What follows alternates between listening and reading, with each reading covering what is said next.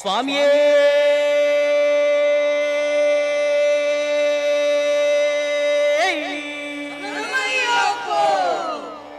சத்தியமாய ஒன்பதாம் படிகளே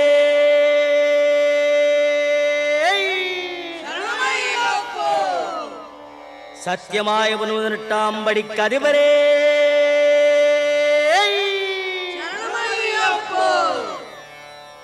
ஒன்னாம் திருப்படி சரணம் பொன் ஐயப்பா